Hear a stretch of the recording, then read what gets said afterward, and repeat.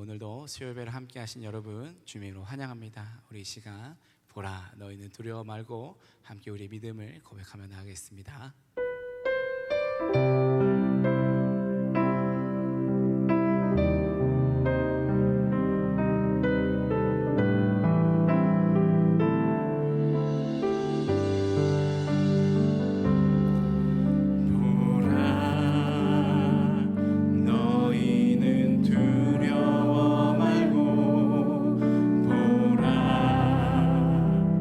너희는 인도한 나를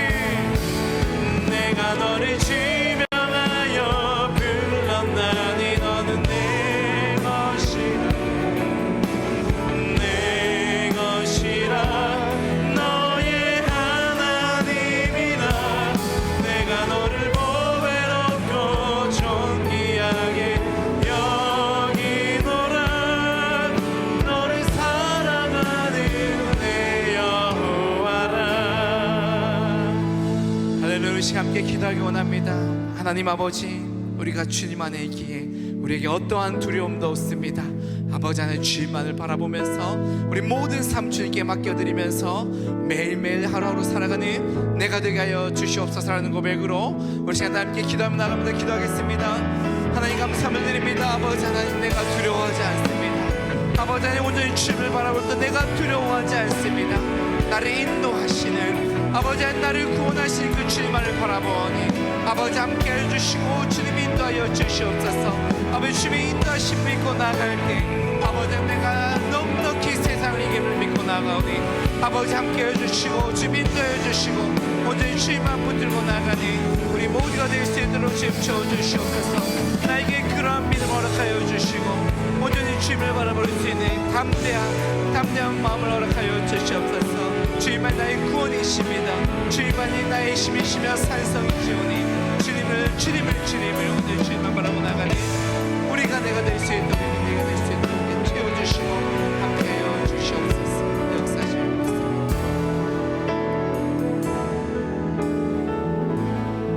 이 모든 말씀 우리를 인도하시는, 우리를 구원하신 우리 주 예수 그리스도의 이름으로 간절히 기도드립니다. 아멘.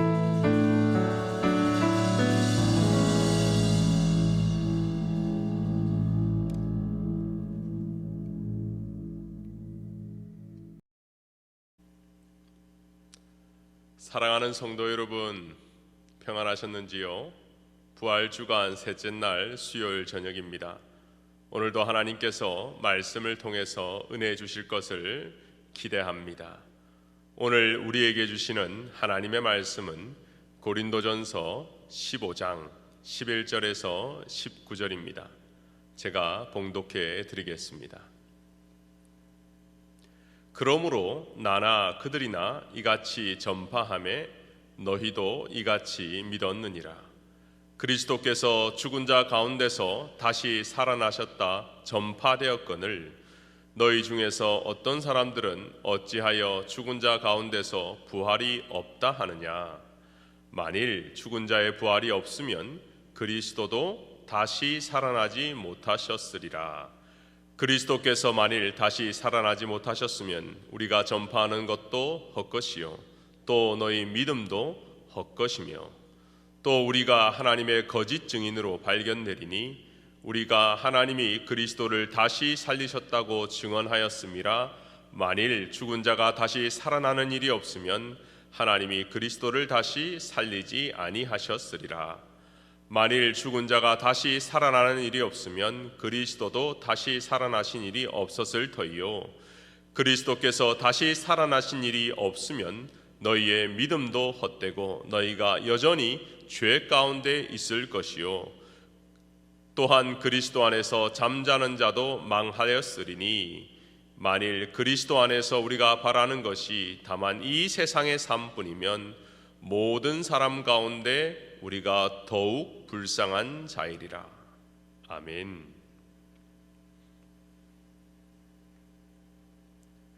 부활의 주님, 신자의 부활이라는 제목으로 하나님의 말씀을 전하도록 하겠습니다.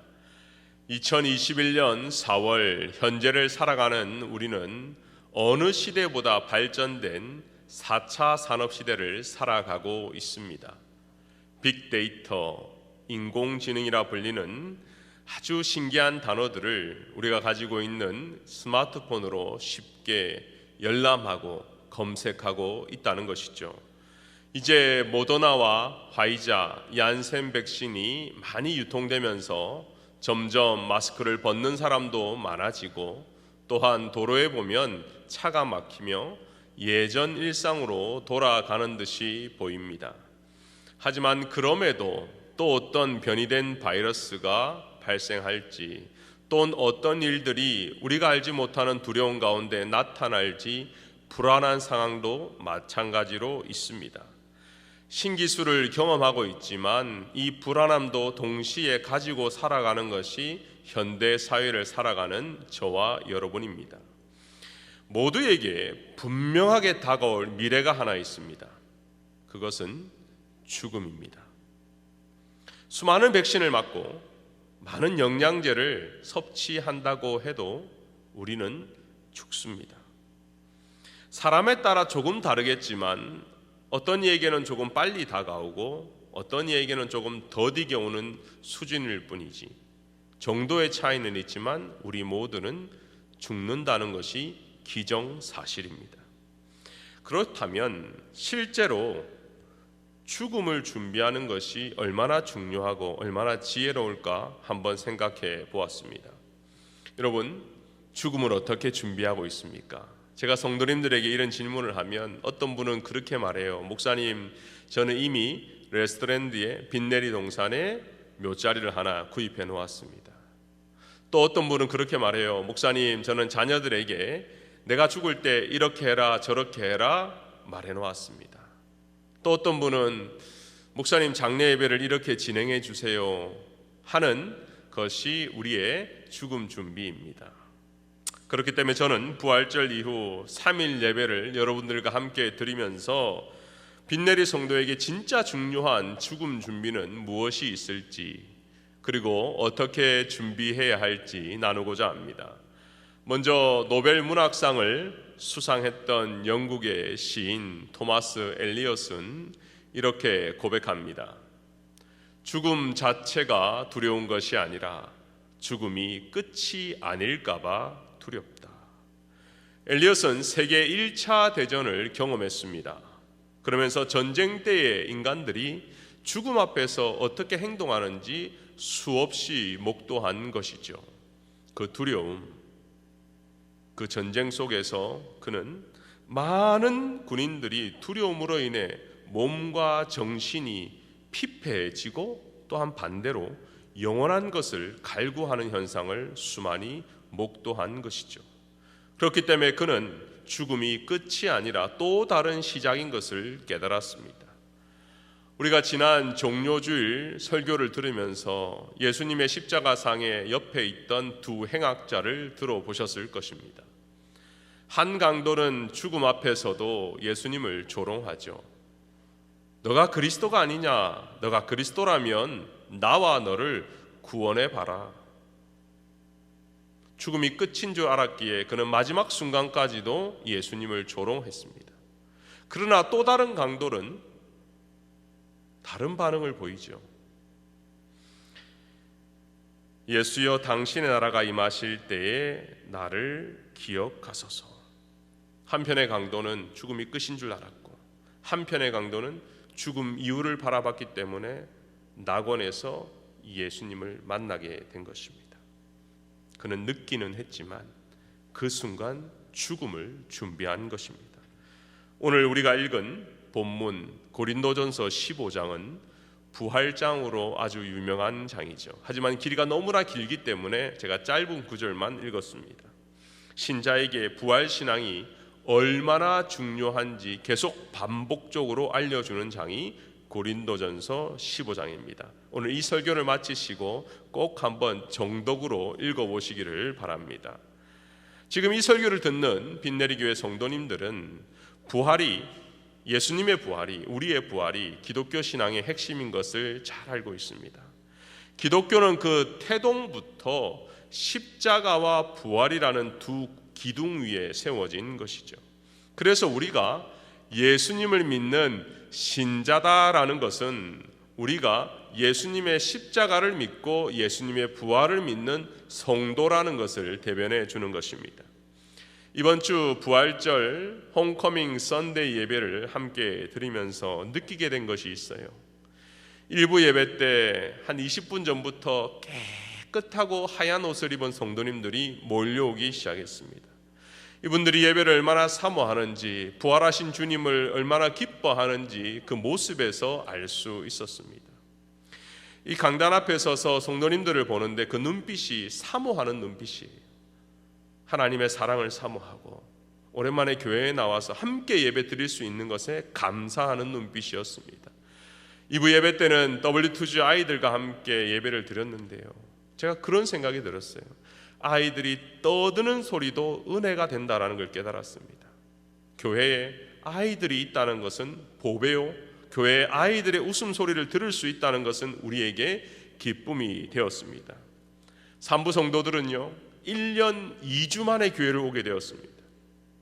물론 아주 많은 분들이 다 참석하지는 못했지만 늘 오시는 분들이 함께 예배를 마치고 저 끝에 가서 출구 앞에 기다리고 있는데 예배를 마쳤는데도 아무도 갈 생각을 안 해요. 서로 간에 만나서 성도의 교제를 했습니다. 어떻게 살았는지, 어떤 일이 있었는지 서로의 안부를 묻는 모습을 보면서 그래, 이것이 부활의 공동체다라는 것을 깨닫게 되었습니다. 고난주간과 부활절 예배를 통해서 우리 성도들이 새 힘을 얻은 것이죠. 장기간의 팬데믹을 통해 교회는 많이 변했습니다. 함께 모여 예배드리는 현장보다는 온라인이 우선시 되었지요. 한 방에 모여 서로 성경 공부하고 서로 교제하던 시간은 이제 사라지고 서로 거리를 두고 또 때로는 격리하는 것이 당연시 되어 성도의 교제 코이노니아가 점차 무너졌습니다. 안정과 편리를 우선시하다 보니까 하나님과의 관계도 문제가 생기기 시작한 것이죠. 교회 안뿐만 아니라 교회 밖에서도 팬데믹으로 대부분의 사람들이 절망을 경험했습니다. 장사를 하는 분은 더 이상 손님이 오지 않자 문을 닫은 가게도 있고요. 또 어떤 성도들은 30년 만에 한파로 인해서 수도가 파열되고 지금도 보험회사와 줄다리기를 하고 수리하며 다른 집에서 또는 호텔에 살고 있는 분도 있습니다. 아이들은 더 큰 문제가 있습니다. 각자 자기 방에서 온라인 수업을 들은 지 어느덧 1년이 되어버렸습니다. 학교는 사실 수업만 하는 곳이 아닙니다. 지식뿐만 아니라 사회생활을 배우는 곳이죠. 그래서 또래 아이들과 함께 친구를 사귀기도 하고 양보를 배우기도 하고 질서를 배우기도 합니다. 작은 공동체 생활을 해야 하는데 1년 동안 온라인 수업을 하다 보니까 아이들의 사회성에 문제가 생기기 시작한 것입니다. 이런 많은 것들 중에도 가장 절망적인 것은 가족을 잃고 친구를 잃고 성도를 잃은 우리의 모습이죠. 코로나 팬데믹으로 누적 사망자 수가 미국에서만 50명이 넘었다는 얘기를 듣게 되었습니다. 최대의 절망은 누가 뭐라고 해도 죽음인 것이죠. 그렇기 때문에 십자가와 부활을 믿는 신자는 반드시 이 문제를 준비해야 합니다. 그렇게 해야만 미래에 다가올 천국 하나님의 나라와 또 이 땅 하나님의 현재를 살아갈 수 있는 하나님 나라의 현재를 살아갈 수 있다는 것이죠. 그것은 바로 예수님의 십자가와 부활의 능력을 체험해야 하는 것입니다. 먼저 12절을 읽어보면 부활이 없다고 말하는 교인들을 만나게 됩니다. 제가 읽어드리겠습니다.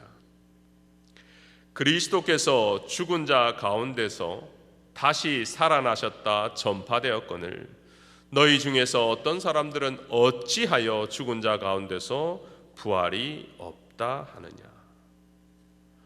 이것이 2000년 전 고린도 교회만의 문제는 아닐 것입니다. 그때나 지금이나 차이가 없을 수도 있습니다. 분명 고린도 전서는 신자를 위한 사도 바울의 서신이었습니다. 오늘 본문을 자세히 살펴보면 두 가지를 알 수 있는데요.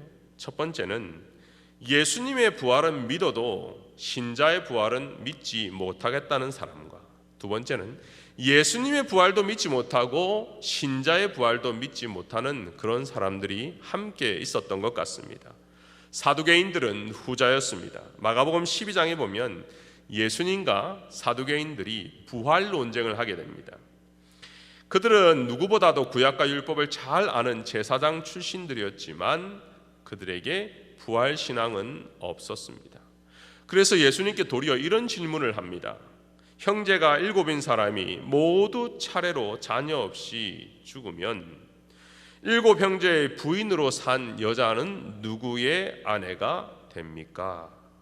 언뜻 보면 부활을 믿는 것처럼, 부활을 인정하는 것처럼 보이나 그들에게는 하나님의 나라도 없고 영의 세계도 없고 부활도 없고 단순히 이 현세가 지금이 전부였던 사람이 사두개인들이었습니다.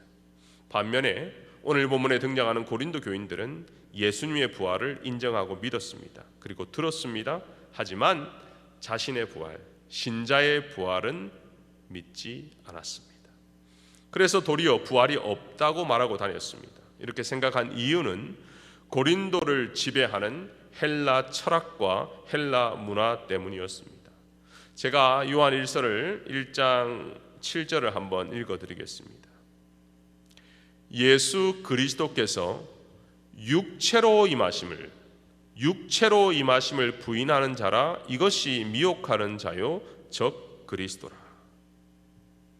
헬라 철학을 두 가지로 압축하면 영지주의와 이원론입니다. 영은 고귀하나 육체는 저급하고 육체는 가치가 없다는 생각이 이원론이었고 영지주의였습니다. 이러한 철학이 고린도 교회의 성도들의 삶을 지배했습니다. 그러다 보니까 육체로 오신 예수님을 듣기는 했지만 육체 자체를 부정했고 육체 자체를 가치 없게 여겼기 때문에 몸의 부활을 믿지 않고 싶었던 것입니다. 사실 달라스에 오기 전에 저는 장례배를 많이 치러봤던 목사는 아니었습니다. 하지만 빈내리 교회에서 은혜대학과 또 소망마을을 섬기면서 수많은 장례배를 체험하게 되었습니다. 어떻게 보면 목회자의 소명 가운데 가장 중요한 것 중에 하나가 성도의 마지막의 삶의 자리를 지켜주는 것이죠. 그때마다 성도에게 질문하는 것이 있습니다. 권사님, 장로님, 부활을 믿으십니까? 예수님의 부활의 능력을 경험하십니까? 우리가 가장 두려워하는 이 죽음 앞에서 특히 임종 예배를 드릴 때 마지막 신앙 고백은 사망 권세를 이기신 예수님의 부활을 믿는 것이요, 그리고 나의 부활을 믿는 것입니다. 이것은 단순하지만 누가 가르쳐줘서 되는 지식이 아니라 하나님의 말씀을 통하여 그리고 십자가와 부활의 능력을 통해서 체험하는 것입니다. 30년 동안 성경 공부를 아무리 많이 하고 신앙생활을 했다 할지라도 또는 교회를 섬기며 많은 성도들 앞에 봉사했다 할지라도 부활을 믿지 못하면, 부활신앙이 없다면 그 모든 교회 생활은 헛것입니다. 오늘 보면 14절을 보면 이렇게 말합니다.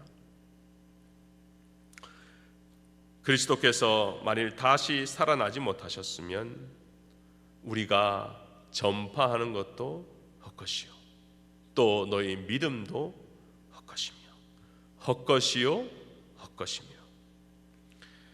이 말씀을 묵상하면서 한편으로 도대체 그리스도의 부활이 무엇이길래 이렇게 쉽게 말할까? 전도도 헛것, 믿음도 헛것, 봉사도 헛것, 다 헛것이나 말할 정도로 부활이 대단한 것인가? 부활 신앙이 그렇게 중요한가? 아무리 사도 바울이 부활을 강조하고자 해도 다른 것을 이렇게 쉽게 부정해도 되는 것인가 하는 의문이 들 수도 있습니다. 그렇기 때문에 오늘 말씀이 정확하게 분명하게 무엇을 말하는지 깨달아야 하는 것이죠. 첫 번째로 예수님의 부활을 믿지 못하면 신자의 부활도 없다는 것입니다. 반대로 말하면 예수님의 부활은 곧 나의 부활을 보증하는 것이고 예수님과 나는 밀접하게 연관이 있다는 것이죠. 우리가 잘 아는 갈라디아서 2장 20절의 말씀, 여러분 암송할 수 있는 분들은 암송해 보시고 제가 한번 읽어드리겠습니다. 내가 그리스도와 함께 십자가에 못 박혔나니 그런즉 이제는 내가 산 것이 아니요 오직 내 안에 그리스도께서 사신 것이라. 이 말씀은 예수님의 십자가만을 의지하지 않습니다. 의미하지 않습니다. 우리와 예수님과의 밀접한 관계를 말하는 것이죠. 만약에 제가 사역을 해서 십자가에 못 박혔나니를 빼고 주님과 함께 부활했으니 바꾸어도요 주님과의 관계는 변하지 않습니다. 제가 한번 사역에서 다시 한번 읽어드리겠습니다. 내가 그리스도와 함께 부활했으니 그런즉 이제는 내가 죽은 것이 아니요 오직 내 안에 그리스도와 함께 산 것이라. 할렐루야.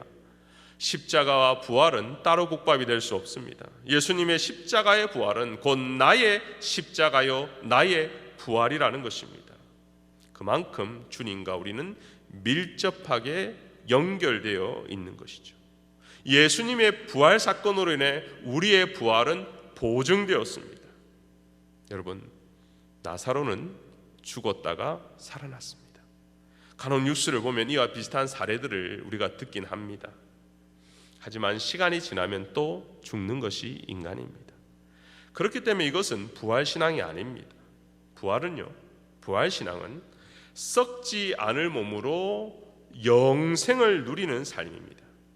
부활신앙은 단순히 죽었다가 살아나는 것이 아니라 영원히 하나님과 동행하는 삶이라는 것이죠. 이것이 주님의 부활 사건이 우리에게 알려주는 교훈입니다. 왜요? 지금도 부활하신 주님이 우리와 동행하시며 우리와 함께 하시기 때문이죠. 초대교회 성도들에게 이 부활의 능력, 이 부활 사건은 충격이었습니다. 누구에게는 감격이었습니다. 당시 초대 교인들은요, 로마 황제 권한 아래에 있었습니다. 황제의 말 한마디면 사자굴에 던지기도 하고, 황제의 말 한마디면 불 속에 던지기도 하고, 황제의 말 한마디면 검투사의 칼에 창에 찔려 때로 개죽음이 될 수도 있었습니다. 그래서 누구도 죽음 앞에 고개를 드는 자가 없었는데 이상한 집단이 로마 제국을 흔들었습니다. 바로 그들이 예수님의 부활을 경험하고 자신의 부활을 믿는 그리스도인들이었습니다. 그러다 보니 아무리 박해해도 때로는 달래보아도 그들의 믿음이 흔들리지 않았습니다. 어떤 어려움을 당해도 부활하신 주님이 지금 우리와 함께 하심을 믿었고 우리도 부활할 것을 분명하게 믿었기 때문에 순교의 믿음을 가질 수가 있었습니다. 그래서 초대 교인들은 부활절을 기념하며 함께 모이기만 하면 새 힘을 얻었습니다. 죽음을 이길 힘을 얻었다는 것입니다. 예수님의 살과 피, 이 성찬식을 경험하면서 또 한편으로 부활하신 예수님을 바라볼 수 있는 믿음, 그것이 삶을 지배한 것입니다. 그것이 헬라 문화를 이겼습니다. 그것이 로마 제국을 이겼습니다. 부활의 능력은 현재 우리의 삶을 관통하는 믿음이라는 것입니다. 부활의 감격이 초대 교회를 태동시킨 것입니다. 그러다 보니 안식일이 아니라 부활절에 모여 예배를 드리기 시작한 것이죠. 그래서 우리가 매주마다 첫날 썬데이, 부활주일이 우리의 주일이 된 것입니다. 두 번째는 우리도 예수님과 동일하게 육체의 부활이 있다는 것을 믿는 것이죠. 예수님이 부활의 첫 열매가 되셨기에 우리도 동일하게 육체의 부활이 있다는 것입니다. 오늘 본문 15장 4절 5절을 제가 한번 읽어드릴게요. 성경대로 사흘 만에 다시 살아나사 게바에게 보이시고 후에 12 제자에게 그 후에 500여 형제에게 일시에 보이셨으니. 마가복음을 보면 막달라 마리아를 제일 처음 만나 주셨죠. 그리고 이후에 제자들을 만났습니다. 동시에 또 500여 형제들에게 예수님의 몸을 보았습니다. 예수님을 직접 만났습니다. 그리고 이 편지를 쓰는 사도 바울도 다메섹 도상에서 부활하신 주님을 만나게 되었습니다. 그렇다면 육체의 부활, 예수님 도대체 어떤 몸이었을까? 이런 궁금증이 들게 되죠. 성경은 그분의 형상을 따라 신령한 몸, 스피리추얼 바디로 살아난다고 말합니다. 그런데 영혼과 더불어 몸의 부활을 묵상해 보면 사실 궁금해지는 것이 더 많이 있습니다. 어떤 분들은 이렇게 질문하죠. 목사님, 제가 사실은 쌍꺼풀을 했습니다. 저는 사실 코를 높였습니다. 그러면 제가 부활할 때 쌍꺼풀이 사라지나요? 또는 코가 내려앉나요? 목사님, 저는 교통사고를 당해 크게 화상을 입은 적이 있습니다. 제가 부활하면 그 전의 몸으로 부활합니까? 아니면 그 후의 몸으로 부활합니까? 목사님, 만약에 제가 부활하면 몇 살 정도로 부활합니까?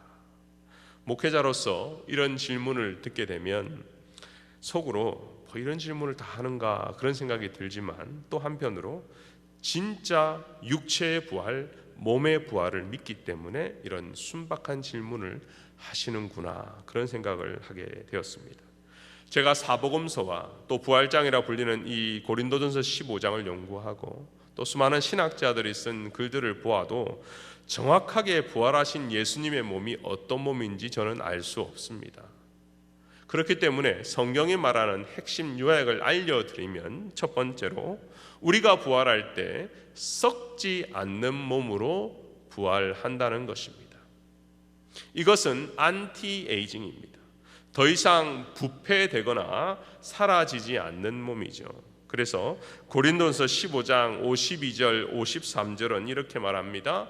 나팔 소리가 나매 죽은 자들이 썩지 아니할 것으로 다시 살아나고 우리도 변화되리라. 이 썩을 것이 반드시 썩지 아니할 것으로 입겠고 이 죽을 것이 죽지 아니함을 입으리로다.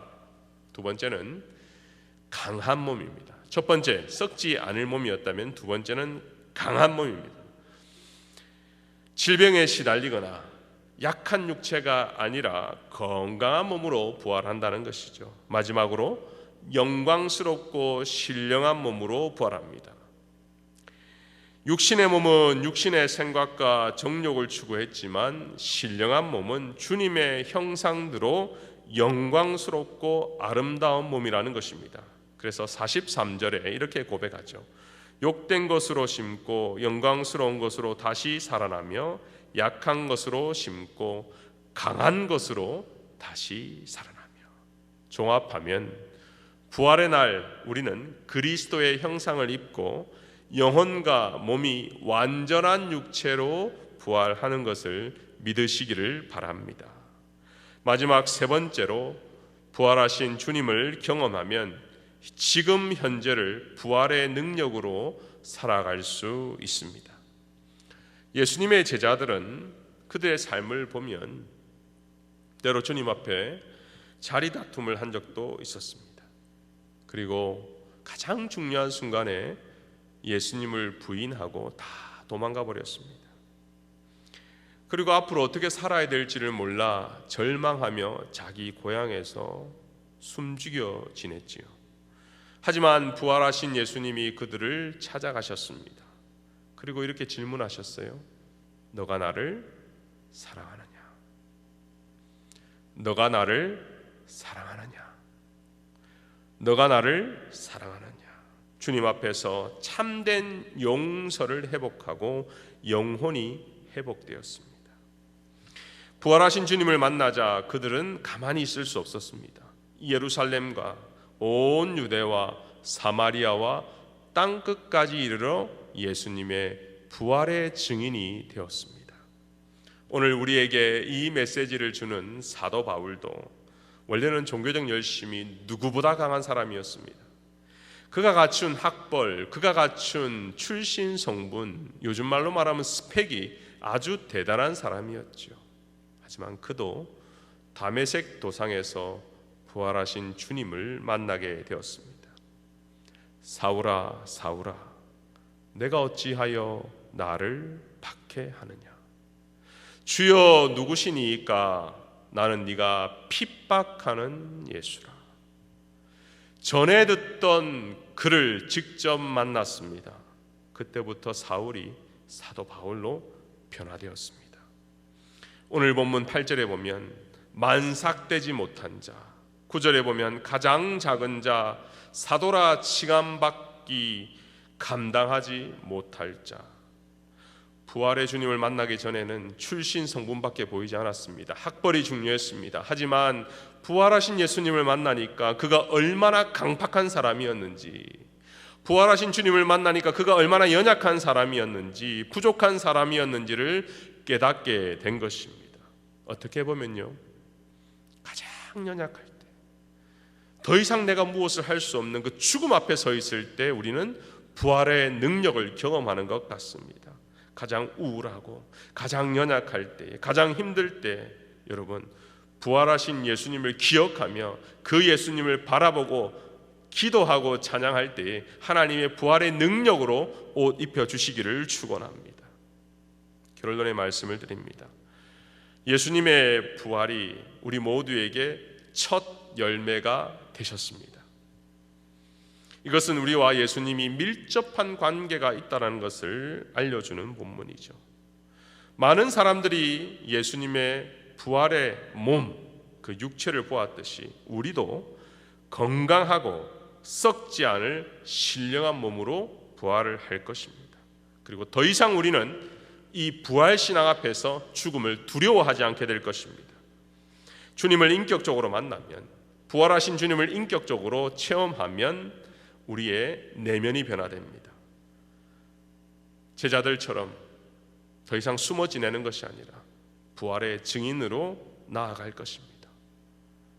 사도 바울처럼 강팍했던 마음들은 사라지고 연약함을 깨닫고 부족함을 깨닫고 내 힘, 내 능력이 아니라 부활의 능력으로, 주님 주시는 능력으로 살아가게 될 것입니다. 예수님의 부활은 기념만 하는 것이 아니라 예수님의 부활을 살아가는, 체험하는 저와 여러분이 다 되었으면 좋겠습니다. 기도하겠습니다.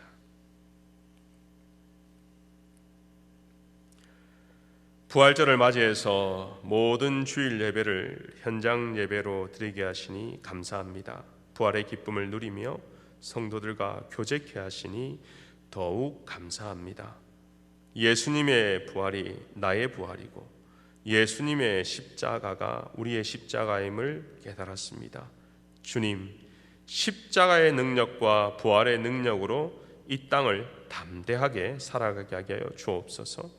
한 번 죽는 인생이 아니라 영원히 하나님과 동행하며 영생을 누리는 성도가 되게 하여 주시옵소서.